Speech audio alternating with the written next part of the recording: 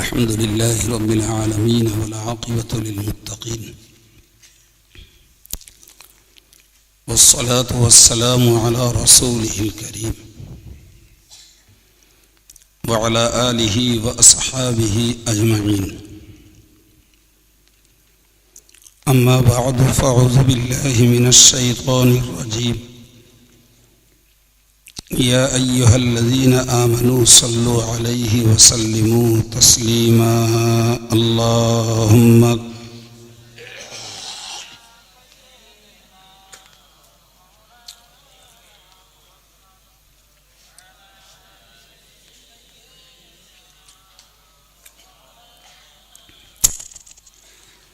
فقد قال الله تعالى في كلامه المجيد وفي الفرقان الحميد: أعوذ بالله من الشيطان الرجيم. فمن كان يرجو لقاء ربه فليعمل عملا صالحا. وعن أبي مالك الأشعري رضي الله عنه قال: قال رسول الله صلى الله عليه وسلم: الطهور شطر الإيمان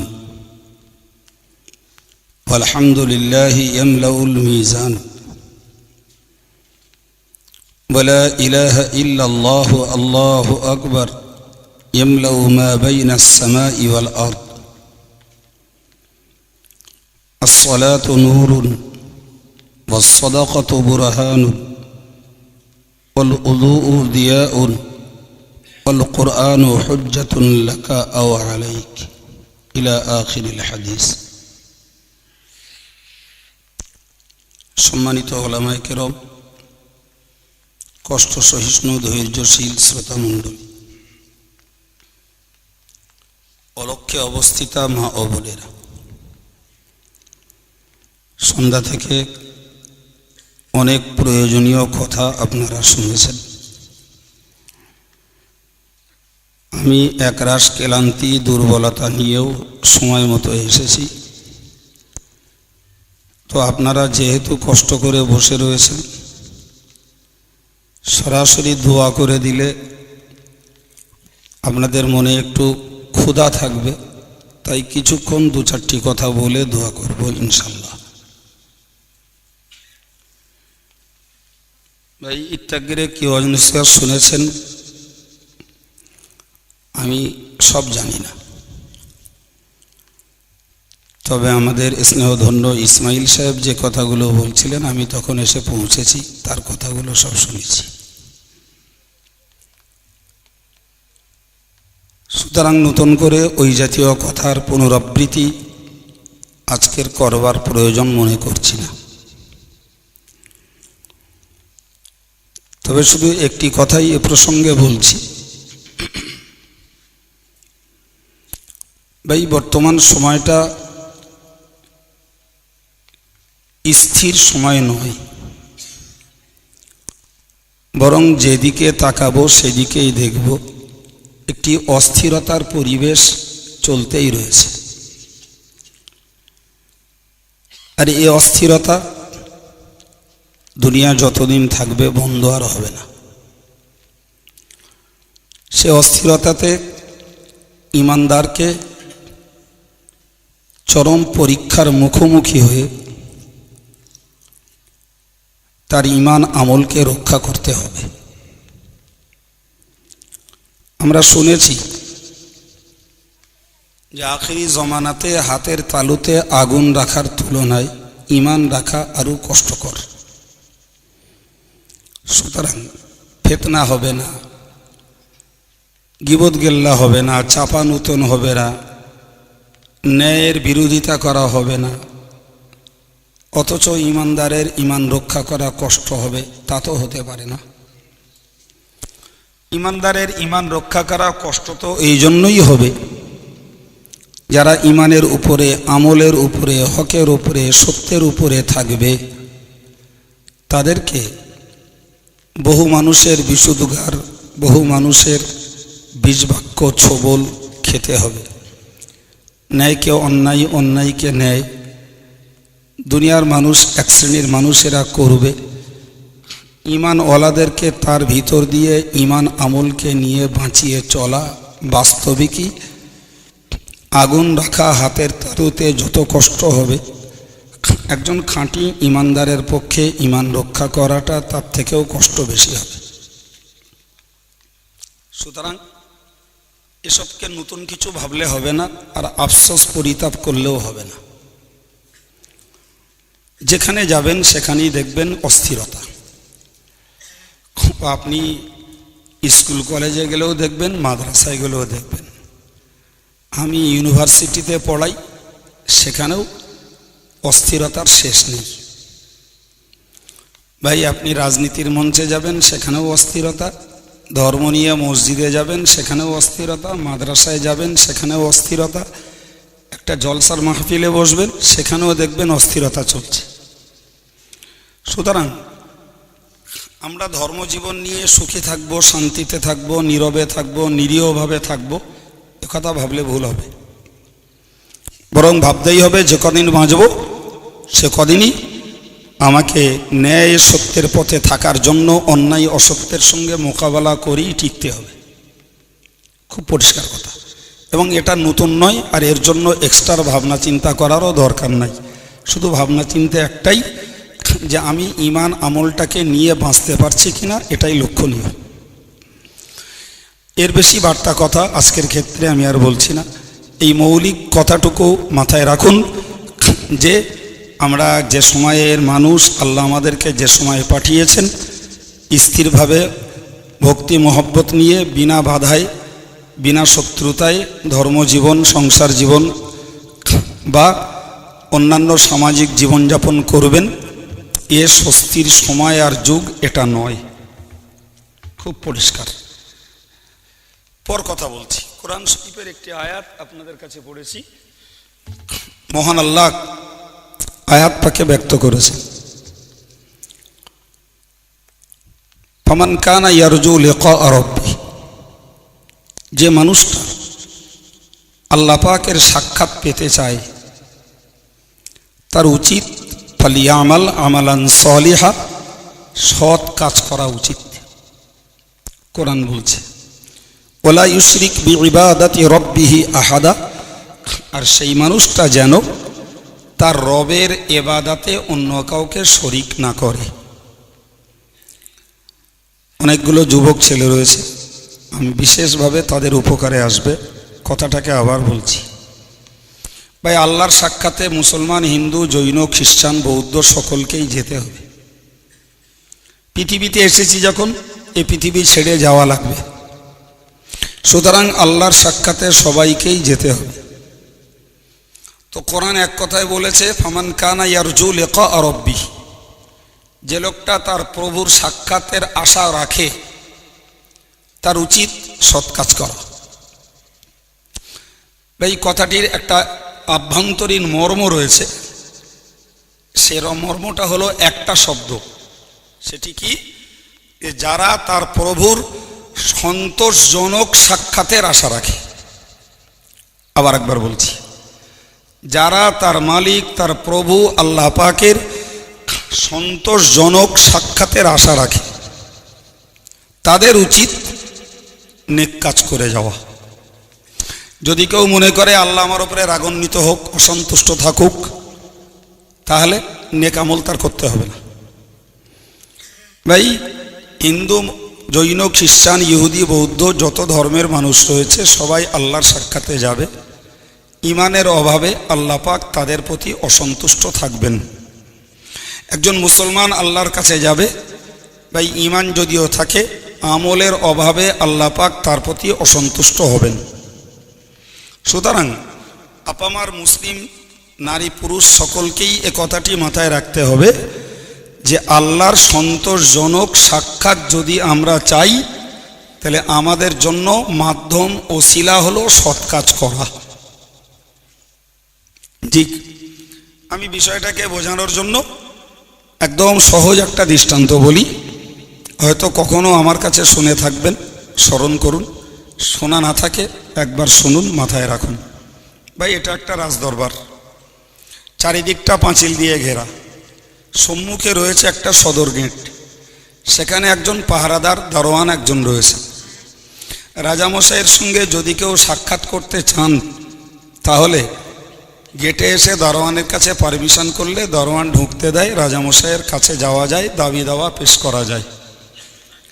চারিদিকটা পাঁচিল দেওয়া। একজন মানুষ পিছন দিক দিয়ে এসে মনে করছেন এতটা ঘুরে সেই গেটে যাব, তো এইখান থেকে পাঁচিলটা টপিয়ে লাফ মেরে রাজামশাইয়ের কাছে পৌঁছেছে।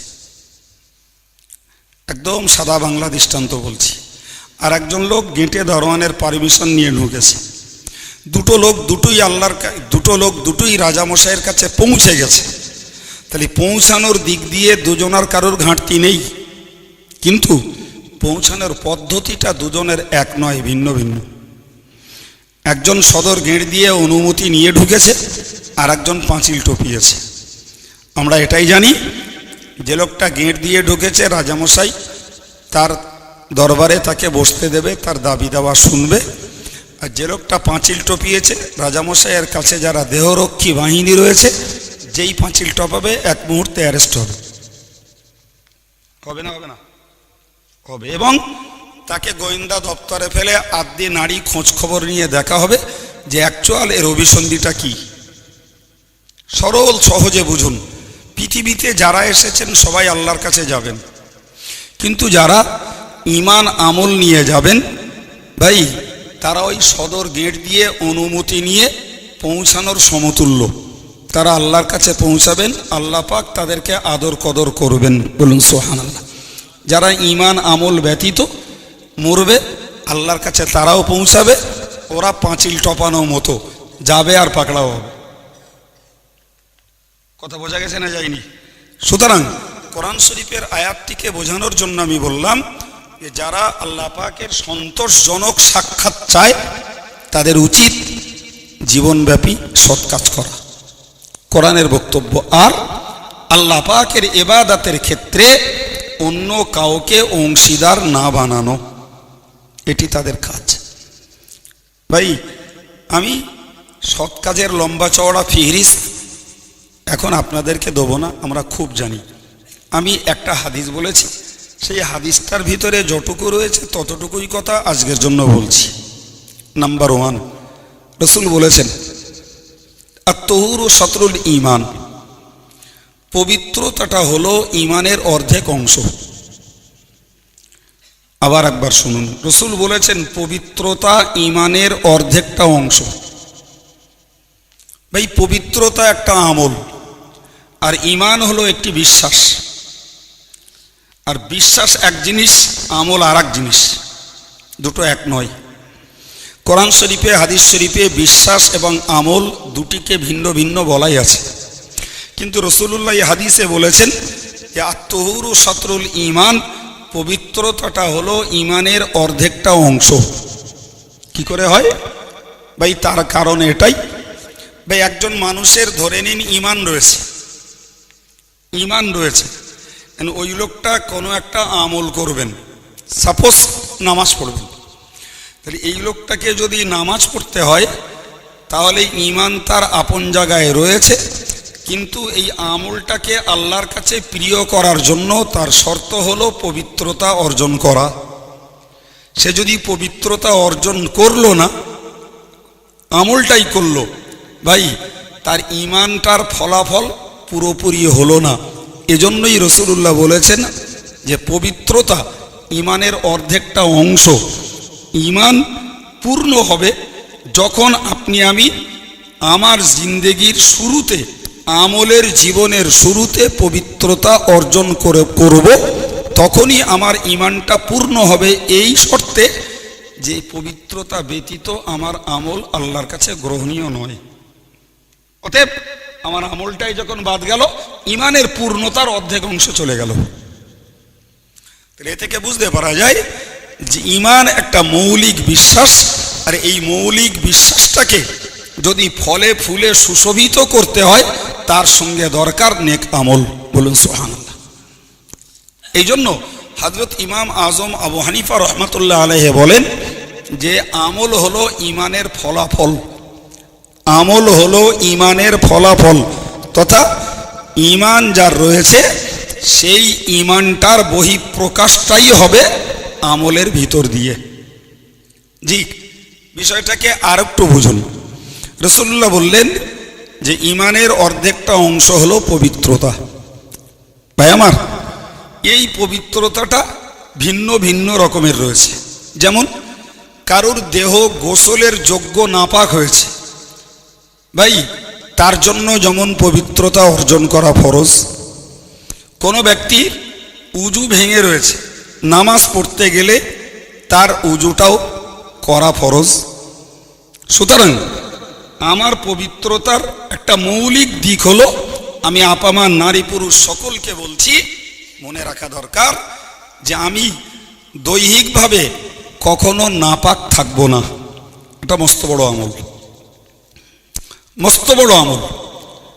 ভাই রাসূলুল্লাহ ইবলিসকে জিজ্ঞাসা করেছিলেন যে তোমার শত্রু কারা?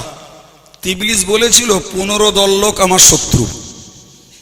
তার মধ্যকার একটা দল হলো আদ-দাঈমু আলা তাহারা, যারা সর্বদা পবিত্র হালাতে থাকে। ইবলিসের কাছে এরা খুব শত্রু, কারণ পবিত্র ব্যক্তির কাছে ইবলিস সহজে দাগা দিতে পারে না। বলুন সুবহানাল্লাহ। আমি জোয়ান ছেলেদেরকে বলবো, হয়তো তারা অনেকে নামাজ 5 ওয়াক্ত পড়েন না, কিন্তু 5 ওয়াক্ত নামাজ পড়া এক জিনিস, আর নিজের দেহকে পবিত্র রেখে চলাচল করা আর এক জিনিস। সুতরাং অন্তত শয়তানের খপ্পর থেকে বাঁচার জন্য চেষ্টা করা উচিত। উজু সবসময় না করে থাকতে পারি, উজু সবসময় হয়তো করে থাকা সম্ভব হয় না, কিন্তু দেহটা যদি আমার গোসলের যোগ্য নাপাক হয়, তাহলে এই নাপাকিটাকে রেখে দিয়ে সংসার, চাষবাস বা মেয়েদের রান্না বাড়া কোনোটাতেই আল্লাহ বরকত দেন না। কাজের কথা বলছি না অকাজের? জি ভাই, সেজন্য জোয়ান প্রবীণ মেয়ে মরদ সকলের কাছে আমার দাবি, আপনি নামাজ পড়েন না ওটা আলাদা পাপ, কিন্তু দেহটাকে অপবিত্র করে রাখা একদিকে বরকত থেকে যেমন বঞ্চিত হওয়া, অপরদিকে শয়তানকে দাগা দেওয়ার জন্য হাতছানি দিয়ে ডেকে আনা। আর যে লোকটা পবিত্র থাকে সর্বদা, শয়তান এর কাছে সহজে ঘেঁষতে পারে না। সুতরাং আমরা প্রথমত এই কথাটিকে ভালোভাবেই পালন করতে চেষ্টা করব ইনশাল্লাহ, যে আমার দেহটাকে পবিত্র রাখবার চেষ্টা করব। সেটা আমি পবিত্র উজু করে থাকার কথা বলিনি, আমি বলেছি গোসল যাদের ফরজ হয়েছে এই গোসলটাকে দ্রুত সম্পন্ন করে পাক হালাতে চাষ করি আর রান্না করি আর দোকানদারি করি, বাজার করি। পবিত্রটা থাকা ইমানদার মুসলমানের জন্য একটা জরুরি কাজ, একটা আমল।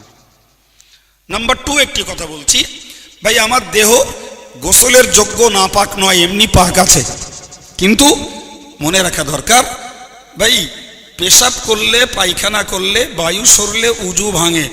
উজু করতে পারলে আলহামদুলিল্লাহ, উজু না করতে পারি যদি দোষের নয়, তবে ফজিলত থেকে বঞ্চিত হব, সওয়াব কম থাকবে, আলাদা জিনিস। রাসূল বলেছেন যারা সর্বদা উজু হালাতে থাকে তারা ইমানি হালাতে মরবে। বলুন সুবহানাল্লাহ। কোনো আল্লাহর বান্দা বান্দির যদি দ্বারায় সম্ভব হয় যে সর্বদা উজু হালাতে থাকার, নিশ্চিত তিনি সেই পুরস্কারটা তিনি পাবেন।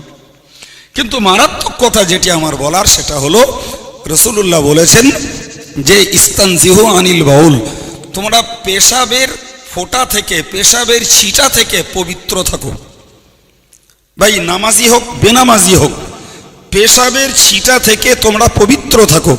ফাইন্না আম্মাতা আযাবিল কবরি মিনহু, কেননা অধিকাংশ মানুষের কবরের আযাব হবে পেশাব থেকে পাক না থাকার জন্য। যে বিষয়টার ত্রুটির কারণে অধিকাংশ মানুষের কবরের আযাব হবে, সে বিষয়টা হলো পেশাব থেকে পাক না থাকা। ভাই আমাদের যারা নামাজি মুসল্লি মেয়ে মরদ, এরা উজু সবসময় করে না থাকতে পারলেও সে সকালবেলা হোক আর দুপুরবেলা হোক আর বিকালবেলাই হোক, দেহটাকে পেশাবের ছিটা ফোঁটা থেকে পাক রাখার চেষ্টা করে। কিন্তু আমাদেরই সমাজের বেনামাজি জোয়ান যুবক কিংবা বেনামাজি মায়েরা, এরা এদের দেহকে এই পেশাবের ছিটা ফোঁটা থেকে পাক রাখবার চেষ্টা সাধনা সবাই করে না। মনে রাখতে হবে ওটাও একটা গুরুতর নাপাকি। আমার দেহে আমার কাপড়ে যদি পেশাবের ছিটা ফোঁটা লেগে থাকে আমি নাপাক বলে গণ্য।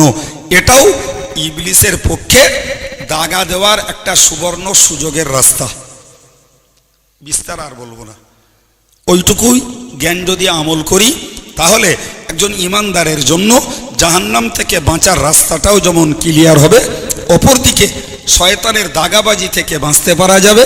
সেই সাথে সাথে পবিত্র থাকলে আমাদের যাবতীয় কাজে কামে আল্লাহ পাক বরকত দান করবেন। বলুন সুবহানাল্লাহ।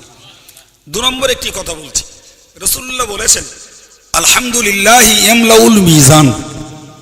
তোমরা আলহামদুলিল্লাহকে বেশি করে পড়তে অভ্যাস করো, কেননা এই আলহামদুলিল্লাহ ছোট্ট দোয়া বা তসবিহটুকু তোমার নেকির পাল্লাটাকে বাড়িয়ে দেবে। বলুন সুবহানাল্লাহ। স্রেফ আলহামদুলিল্লাহ ক্ষেত্রগুলো আমরা খুব জানি, শুধু ব্যবহার করি না বলে ভুলে যাই। ভাই আমি আপনাকে বলবো, একদম চাঁচা ছোলা ঝাড়া কথায় খেতে পেয়েছি, খাওয়া হয়ে গেছে, আলহামদুলিল্লাহ বলবো। পেশাব লেগেছিল, পেশাব করে বেরিয়েছি, আলহামদুলিল্লাহ বলবো। পায়খানা করে বেরিয়েছি, আলহামদুলিল্লাহ পড়বো। ক্লান্ত ছিলাম, শুয়েছি, ঘুমিয়ে গেছি, চাঙ্গা হয়ে গেছি, আলহামদুলিল্লাহ বলবো। অসুস্থ হয়েছিলাম, আল্লাহ পাক সুস্থ করেছেন, আলহামদুলিল্লাহ। জি, ব্যবসা করেছিলাম, তাতে লাভ হয়েছে, আলহামদুলিল্লাহ। চাষ করেছিলাম, ভালো ফসল পেয়েছি, আলহামদুলিল্লাহ। ভাই ঠিক সেই সাথে সাথে আমরা সুস্থ সবল চাঙ্গা মানুষ যখনই দেখব কোনো অন্ধ, কোনো বোবা, কোনো কালা, খোঁড়া, এই জাতীয় মস্তিষ্ক বিকৃত পাগল পাগলি, ওদের থেকে আল্লাহ আমাদেরকে শত গুণে সুস্থ রেখে দিয়েছেন। জি, আমরা কানা নই, চোখলা। কানাটাকে দেখে বলবো আলহামদুলিল্লাহ, আল্লাহ তোমার প্রশংসা, তুমি ইচ্ছা করলে আমারে কানা করতে পারতে। খোঁড়াটাকে দেখবো, আল্লাহ তুমি আমাকে পা দিয়েছো সুন্দর, আল্লাহ খোঁড়া করলে 10 হাত এগোতে আমাকেও ঘেঁষে ঘেঁষে যেতে হতো, আলহামদুলিল্লাহ তোমার প্রশংসা। আল্লাহ কত পাগল পাগলি দেখলাম, তুমি ইচ্ছা করলে আমার মস্তিষ্ক বিকৃত করে দিতে পারতে আল্লাহ, সুতরাং তুমি আমাকে দাওনি, তার জন্য তোমার প্রশংসা, আলহামদুলিল্লাহ। একজন নুলোকে দেখলাম, তাকে দেখে বলবো আলহামদুলিল্লাহ, তার কাজের কত না অস্বস্তি, আল্লাহ আমাকে তুমি কর্মটো হাত দিয়েছো, তাই তোমার প্রশংসা করে বলছি আলহামদুলিল্লাহ। ভাই রাসূল বলেছেন আলহামদুলিল্লাহ ইয়ামলাউল মিজান।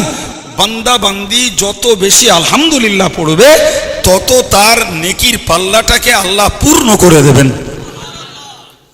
ভাই আমলি জিন্দেগির খুব সহজে বিনা কষ্টের একটা আমল বললাম। কষ্ট আছে নাকি? কিচ্ছু কষ্ট নেই, শুধু একটু মন করে জায়গা মতো পড়া দরকার। রাসূলুল্লাহ অপর অংশে বলেছেন ওয়ালা ইলাহা ইল্লাল্লাহ। জি, ওয়ালা ইলাহা ইল্লাল্লাহ ইয়ামলাউ মা বাইনাস সামাই ওয়াল আরদ। সুবহানাল্লাহ। রাসূল বলেছেন তুমি বলো লা ইলাহা ইল্লাল্লাহ, আল্লাহ ছাড়া কোনো উপাস্য নেই, এটাই যার মর্ম। এই কথাটি উজু বেউজু হালাতে যিনি যত বেশি পড়বেন, রাসূল বলেছেন এই বাক্যটুকু পড়ার সুবাদে আল্লাহ পাক আসমান এবং জমিন ভরা নেকি ওই মানুষটাকে দান করবেন।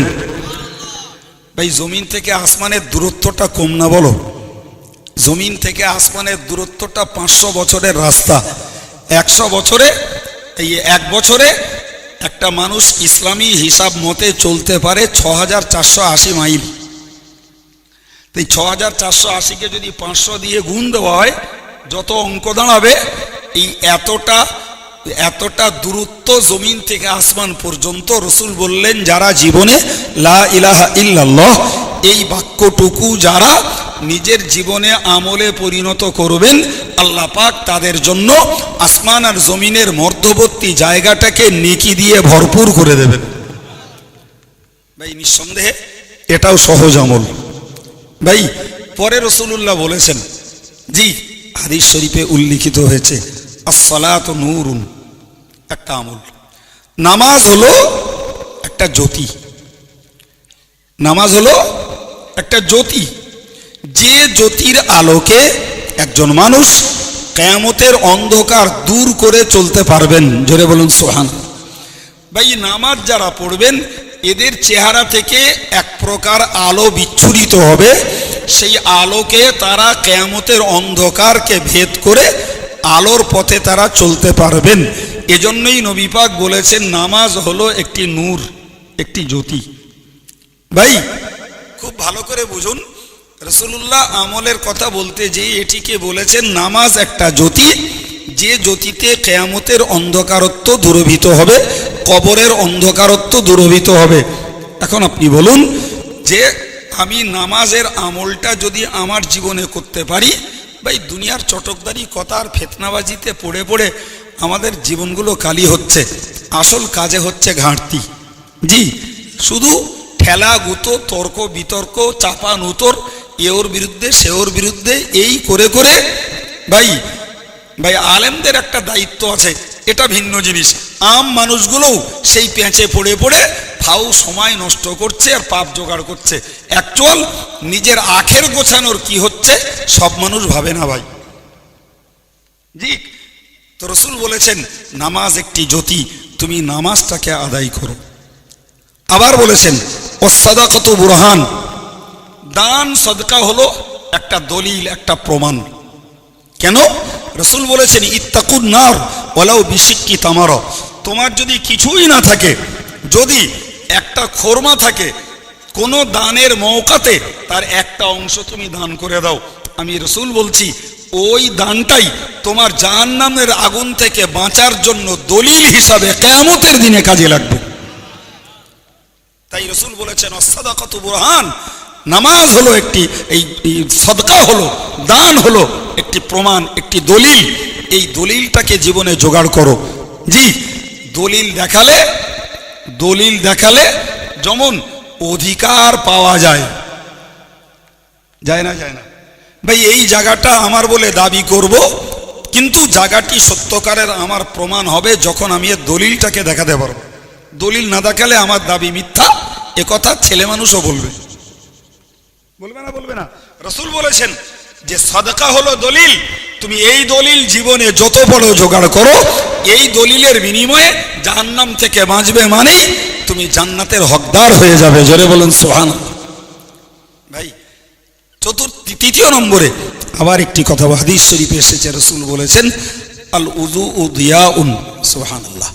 রাসূল বলেছেন ওযু হলো একটা উজ্জ্বলতা, উযু একটা উজ্জ্বলতা। হাদিস শরীফে এসেছে রাসূল যখন বলেছিলেন আমি এই যারা নামাজ পড়বে, যারা উযু করবে, এদেরকে এদের পাপের জন্য এরা জাহান্নামে ভুগবে, আমি সুপারিশ করে তাদেরকে জাহান্নাম থেকে মুক্ত করাবো। জোরে বলুন সুবহানাল্লাহ। সাহাবীরা রাসূলকে জিজ্ঞাসা করলেন হুজুর জাহান্নাম তো ঘোর কৃষ্ণ অন্ধকার জায়গা, সেখানে সবাই থাকবে, তো আপনি কি করে চিনবেন কোনটা আপনার উম্মত? রাসূলুল্লাহ বলেছেন বলো তোমরা যে এক পাল ঘোড়ার ভিতরে যদি একটা এই কপাল চিতল সাদা কপালের একটা ঘোড়া যদি থাকে, তাকে চিনে নিতে কি কষ্ট হবে? সাহাবারা বললেন মোটেই নেই, সব কালো ঘোড়া, তার মধ্যে একটা রয়েছে কপাল চিতল সাদা ঘোড়া। এই ঘোড়াটাকে চিনতে যেমন কষ্ট নয়, আমার উম্মতেরা যারা উযু করবে, এদের এই হাত, এদের চেহারা, এদের মাথা, এদের পা, দেহের এই চারটে অঙ্গ থেকে জাহান্নামের ঘোর কৃষ্ণ অন্ধকার থেকে একটা উজ্জ্বলতা প্রকাশ পাবে। এটা দেখেই আমি আমার উম্মতদেরকে চিনে নেব। জোরে বলুন। এজন্য রাসূল বলেছেন উযু একটা উজ্জ্বলতা, এই উযুটার দ্বারাতে হাসরের ময়দানে যে মানুষগুলো পাপের দায়ে জাহান্নামী বলে গণ্য হবেন, রাসূলুল্লাহর সুপারিশে তারা মুক্তি পেয়ে জান্নাতের হকদার হবেন। তাদের চিহ্নিত করণটাই হলো উযুর অঙ্গগুলি। জোরে বলুন সুবহানাল্লাহ। এই জন্য রাসূল বলেছেন উযু হলো একটা উজ্জ্বলতা। ভাই উযু একটা উজ্জ্বলতা। চতুর্থ নম্বরে পেয়ারে নবী বলেন আল কোরআনু হুজ্জাতুল লাকা আও আলাইকা। এটাই গুরুতর। কি বলেছেন? কোরআন হয় তোমার পক্ষের উকিল, না হলে তোমার বিপক্ষের উকিল। এটাই মারাত্মক।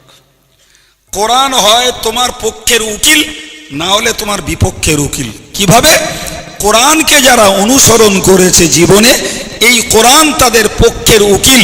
কিয়ামতের ময়দানে ওই বান্দাকে আল্লাহ পাকের বিচারের থেকে রক্ষা করার জন্য কোরআন ওকালতি করবে। জোরে বলবেন, আরেকবার জোরে বলুন।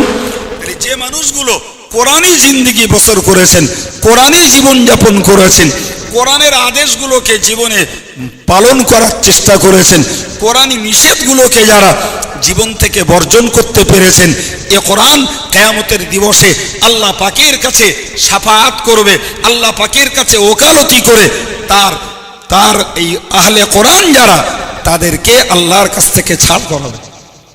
ভাই, একটি হাদিস শরীফে সরাসরি রয়েছে জি, ইকরাউল কোরআন ফাইন্নাহু ইয়াতি ইয়াউমাল কিয়ামতি শাফিআন লিআসহাবিহি। যারা কোরআন শরীফ পড়ে কিয়ামতের দিবসে এই কোরআন তাদেরকে শাফাআত করবে আল্লাহ পাকের দরবারে। এই জন্য রাসূল এই হাদিসে অল্প কথায় বলেছেন, আল কোরআন হুজ্জাতুল লাকা, তোমার স্বার্থে, তোমার কল্যাণে, তোমার উপকারার্থে, তোমার মঙ্গলের জন্য কোরআন তোমার হয়ে ওকালতি করবে।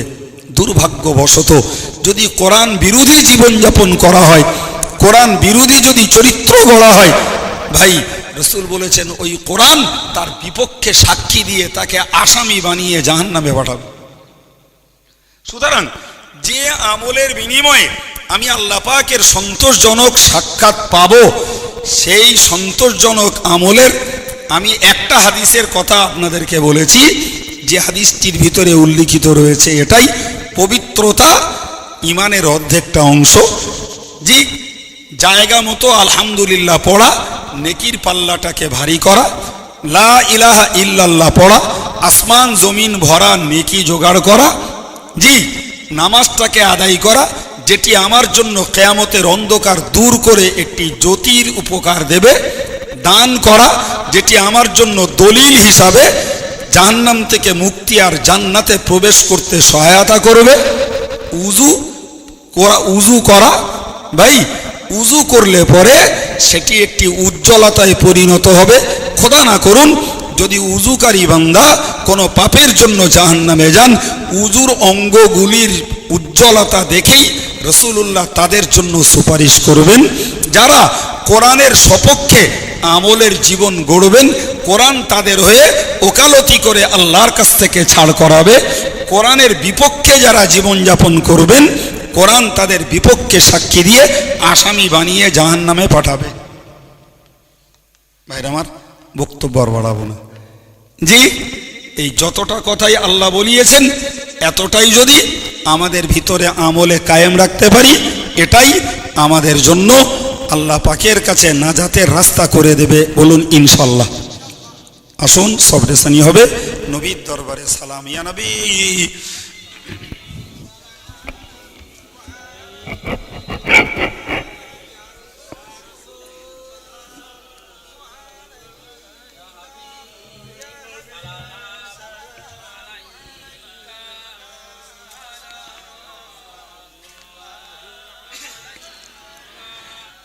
या नबी नामो प्यारा, अर्श पर हक ने पुकारा, सच पैगंबर है हमारा, सलावतुल्लाहि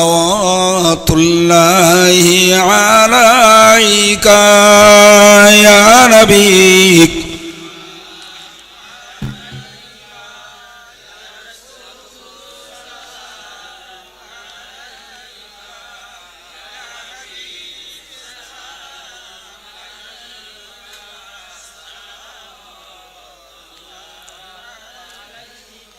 वसलावतुल्लाहि अला अहमद इद्दत अहरूफ सुतूरी, अहमदुल हादी मुहम्मद साहिबुल वजहिल मुनीरी या नबी।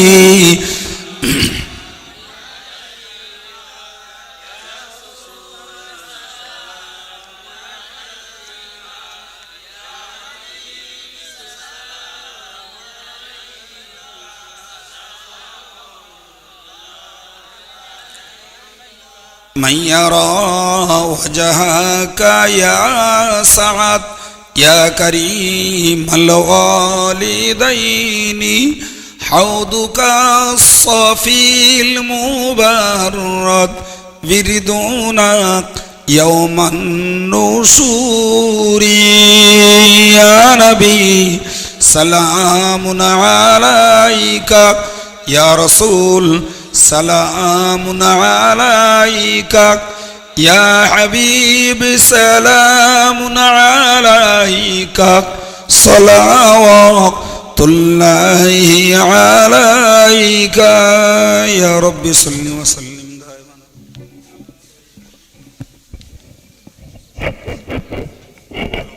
নবী পর আপনে মদাম বলগল উলা বিকামালিহি কশফত দুজা বিজমালিহি حسنت جميع خصاله صلوا عليه وآله اللهم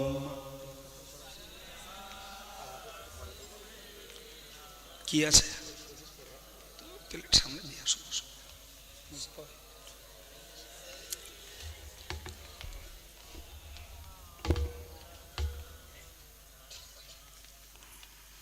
যারা তাবারুক বিতরণ করছো তাবারুক শেষ করে বিতরণ হয়ে গেলে দোয়ায় শরীক হবে।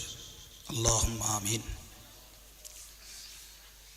আলহামদুলিল্লাহি রাব্বিল আলামিন ওয়াসসালাতু ওয়াসসালামু আলা রাসূলিহিল কারীম। রব্বানা যালামনা আনফুসানা ওয়া ইল্লাম তাগফির লানা ওয়া তারহামনা লানাকুনান্না মিনাল খাসিরিন। রব্বানা ফাগফির লানা যুনুবানা وكفر عنا سيئاتنا وتوفنا مع الأبرار. ربنا لا تزغ قلوبنا بعد إذ هديتنا وهب لنا من لدنك رحمة إنك أنت الوهاب. ربنا اغفر لنا ولإخواننا الذين سبقونا بالإيمان. ربنا أتمم لنا نورنا واغفر لنا إنك على كل شيء قدير. মেহেরবান আল্লাহ, আমরা তোমার গুনাহগার বান্দা বান্দি আল্লাহ। এই মাঝরাত পর্যন্ত তোমার জিকিরের মজলিসে কাটাবার পরে তোমার দরবারে কালিমাখা দুটি হাত উঠিয়েছি আল্লাহ। আল্লাহ, আমাদের সকলের জিন্দগির সমূহ গুনাহকে তুমি মাফ করে দাও আল্লাহ। গুনাহ করেছি তোমারই কাছে আল্লাহ, ক্ষমার জন্য ভিক্ষার হাত দুখানি তোমার কাছে পেতেছি আল্লাহ। তুমি দয়া করে ক্ষমা করে দাও আল্লাহ। আল্লাহ, বান্দা বান্দি গুনাহ করবে বলেই তুমি নাম নিয়েছ গফুর গফফার। আল্লাহ, তোমার অতীব ক্ষমাকারী নামের বদৌলতে আমাদের জিন্দগির গুনাহকে মাফ করো আল্লাহ। এ আল্লাহ, ভুলে ভরা অমনোযোগিতায় ভরা আমাদের জিন্দগির ইবাদত আমালগুলিকে কবুল করো। খাস করে আল্লাহ, খালিস নিয়তের ওয়াজ ও সবরে সানির আজকের এই মাহফিলটাকে কবুল করে নাও আল্লাহ। শুরু থেকে পর্যন্ত ওয়াজ নসিহত আল্লাহ, তসবিহ তাহলিল, নবীর দরবারে দরুদ সালাম আল্লাহ, সুন্নত আদায়ের নিয়তে আল্লাহ একটু তাবারুক বিতরণ আল্লাহ, সমূহকে তুমি কবুল করো আল্লাহ। আল্লাহ, তুমি কবুল করো। খাস করে আল্লাহ, মুর্দা দিগের রুহের মাগফিরাত সবরে সানির নিয়তে আল্লাহ 3 খতম কোরআন শরীফ তেলাওয়াত করেছেন আল্লাহ। সমস্ত তেলাওয়াতের জবানের ভুলকে মাফ করে দাও আল্লাহ। এসবের বিনিময়ে তুমি খুশি হয়ে যাও আল্লাহ। আল্লাহ, বক্তা শ্রোতা কর্তৃপক্ষ আমাদের সকলের প্রতি তুমি খুশি হয়ে যাও আল্লাহ। আল্লাহ, তুমি খুশি হয়ে যাও আল্লাহ। তুমি সন্তুষ্ট হলে আমাদের কষ্ট মেহনত সব কিছু সার্থক হবে আল্লাহ। তুমি যদি সন্তুষ্ট না হও আমাদের সব কিছু বেকার হয়ে যাবে আল্লাহ। তুমি মেহেরবান, রাজি খুশি হয়ে যাও আল্লাহ। এসবের বিনিময়ে খুশি হয়ে জেনে কি তোমার অফুরন্ত ভান্ডার থেকে তুমি নসিব করো আল্লাহ। সর্বাগ্রে মোদের প্রাণ প্রিয় রসুলের পাক রুহের সওয়াব তুমি বকশিশ করে দাও আল্লাহ। হুজুরের আলা ওলাদ, আজওয়াজে মুতাহহারাত, সাহাবায়ে কেরাম, তাবিঈন, তাবা তাবিঈন, পিরানে তরিকাত, বুজুর্গানে দ্বীন হুজুর দিগের সওয়াব পৌঁছে দাও। तमाम दुनियार चेन इंसान ईमान निये जारा परलोकगत सकलेर सওয়াব पहुँचे दाओ। खास करे मक्का शरीफ, मदिना शरीफ, कुफा, बागदाद, बासरा, नजफ, दिल्ली, साहान, पंजाब, आजमिर, गुजराते, गोटा भारते, गोटा बांगलार जमीन, सारा पृथिवीते आल्लाह जत महबूब बान्दा महबूबा बान्दी रयेछेन सकलेर सওয়াব पहुँचे दाओ। आल्लाह मुजाहिर इमाम तरिकार पीरगण हुजूर दिगेर सওয়াব पहुँचे খাস করে আল্লাহ হযরত ইমামে আজম হুজুরের রুহের সওয়াব তুমি বখশিশ করে দাও আল্লাহ, তার রুহানি দোয়া ফয়েজ আল্লাহ আমাদের নসিবে দান করো মাওলা। ইয়া আল্লাহ ফুরফুরা শরীফের দাদা পীর সাহেব কিবলা তার আলা আওলাদ তার খলিফা হুজুরদের রুহের সওয়াব পৌঁছে দাও। ইয়া আল্লাহ বাংলার মুসলমানদের আল্লাহ ইমানি সম্পদ রেখে গেছেন, বসিরহাটের আল্লামা বড় মাওলানা সাহেব হুজুরের রুহের সওয়াব তুমি বখশিশ করো আল্লাহ।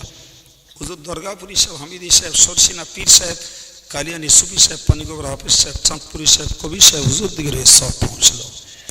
ইয়া আল্লাহ আরো যারা এক বিন্দু দিনের খেদমত করে, মুয়াজ্জিনি করে, ইমামতি করে, ওয়াজ নসিহত করে, দিনের এক বিন্দু খেদমত করে কবরের মানুষ হয়েছেন আল্লাহ, সকলের রুহের সওয়াব তুমি বখশিশ করে দাও আল্লাহ। আমরা আব্বা হারা, মা হারা, দাদা হারা, দাদি হারা, নানা নানি হারা, সন্তান হারা, বিবি হারা, স্বামী হারা, যে যার আপন জনকে হারিয়ে এই সমাবেত মজলিসে হাত উঠিয়েছি আল্লাহ, আমাদের আমিন বলার উসিলা করে আমাদের সম্পর্কিত যত মানুষ কবরে তাদেরকে ক্ষমা করো আল্লাহ, ইমানের খাতিরে তুমি ক্ষমা করে দাও, এর সওয়াব তুমি তাদের রুহে বখশিশ করে দিয়ে রুহগুলোকে ইল্লিনে জাগা দাও আল্লাহ, তাঙ্গে গোরকে খোসাদা করে দাও আল্লাহ। তুমি আযাব দিলে কোনো লাভ হবে না আল্লাহ তোমার, আল্লাহ তুমি যদি শান্তি দাও তোমার কোনো নোকসান নেই আল্লাহ। তোমার সাধের বান্দা বান্দিদেরকে তুমি আযাব দিও না আল্লাহ, তাদের প্রতি তুমি শান্তি নসিব করো আল্লাহ রব্বুল আলামিন। খাস করে সাহেবে দাওয়াত আল্লাহ তার আপনজন পূর্বপুরুষদেরকে যাদেরকে হারিয়েছেন আল্লাহ, যাদের উদ্দেশ্য করে 3 খতম কোরআন শরীফ তেলাওয়াত করিয়েছেন আল্লাহ, এই সব রেসানির জন্য ওয়াজ মাহফিল, দিন প্রচারের জন্য ওয়াজ মাহফিল কায়েম করেছেন আল্লাহ, সকল মুর্দাদের জন্য এর সওয়াবকে মোকাম্মাল তুমি বখশিশ করে দাও আল্লাহ, তাদের রূহগুলোকে তুমি ইল্লিনে জাগা দাও। ইয়া আল্লাহ মুর্দাদিগের নেক দোয়া জিন্দা আল আওলাদ পরিবারের সকলের জন্য তুমি জারি করে দাও রব্বুল আলামিন। কোরআন পাকের উসিলা করে আধার কবরকে আলোকিত করে দাও আল্লাহ। কোরআনের শাফাআত আল্লাহ পাঠক এবং যাদের উদ্দেশ্যে পঠিত সকলের জন্য তুমি নসিব করে দিও আল্লাহ। তোমার দরবারে মিনতি করি আল্লাহ, খাঁটি ঈমান আমল নিয়ে আমাদেরকে বাঁচতে তৌফিক দাও আল্লাহ। শত জটিলতার ভিতর দিয়ে ঈমান আমলকে অক্ষত রেখে সংসার জীবনে চলতে আমাদের সাহায্য করো আল্লাহ। ইয়া আল্লাহ মরণ পর্যন্ত সুন্নতুল জামাতের আকীদার উপরে তোমার বুজুর্গ বান্দাদের নীতি আদর্শের দামান ধরে তোমার হাবিবের সন্তুষ্টি জোগাড় আমাদের জন্য সহজ করে দাও আল্লাহ। আমাদের হালাল রুজি রোজগারে তুমি বরকত দাও, কঠিন রোগ সুখ থেকে আল্লাহ তুমি আমাদেরকে হেফাজত করো আল্লাহ। আমাদের মায়েদের মেয়েদের সকলকে আল্লাহ রোগজনিত যাবতীয় বেইজ্জতি থেকে তুমি হেফাজত করে দাও আল্লাহ, রোগের কারণে তুমি বেইজ্জতি করো না আল্লাহ রব্বুল আলামিন। আমাদের সকলের মনের নেক আশা উদ্দেশ্যকে তুমি পূর্ণ করো, অসৎ আশা উদ্দেশ্য কারুর দিলে থাকলে আল্লাহ তুমি তা সাফ করে দাও আল্লাহ।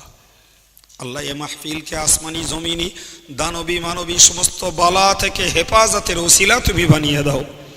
সর্বোপরি তোমার দরবারে মিনতি করি আল্লাহ, গোটা বিশ্বের খাস করে ভারতবর্ষের মুসলমানদের জান মাল ইজ্জতের হেফাজত তুমি করো আল্লাহ। মসজিদ মাদ্রাসার অস্তিত্বকে আল্লাহ তুমি মাহফুজ করে দাও রব্বুল আলামিন। আল্লাহ সকল অশুভ শক্তির অশুভ হস্তক্ষেপ আর চক্রান্তের হাত থেকে আল্লাহ তুমি আমাদের ধর্মীয় কৃষ্টি সভ্যতা সব কিছুকে আল্লাহ তুমি বাঁচিয়ে দাও। যে মাথা সেজদায় তোমার কাছে নত করেছে আমরা আল্লাহ, ওই মাথা তুমি পৃথিবীর কোন অশুভ শক্তির কাছে নত করাইও না আল্লাহ। ইয়া আল্লাহ তুমি আমাদেরকে গজব দিয়ে ধ্বংস করো না, গজব আসবার আগে আল্লাহ আমাদেরকে তুমি ক্ষমা করে দাও। আল্লাহুম্মা লা তাকতুলনা বিগদাবিকা ওয়া লা তুহলিকনা বিআযাবিকা ওয়া আফিনা ক্বাবলা যালিক। ইয়া ইলাহাল আলামিন ইয়া খায়রান নাসিরিন নাসরুম মিনাল্লাহি ওয়া ফাতহুন করিব ওয়া বাশশিরিল মুমিনিন ফাল্লাহু খায়রুন হাফিজান ওয়া হুয়া আরহামুর রাহিমিন। রব্বি আন্নী মাগলুবুন ফান্তাসির হাসবুনাল্লাহু ওয়া নি'মাল ওয়াকিল নি'মাল মাওলা ওয়া নি'মান নাসির।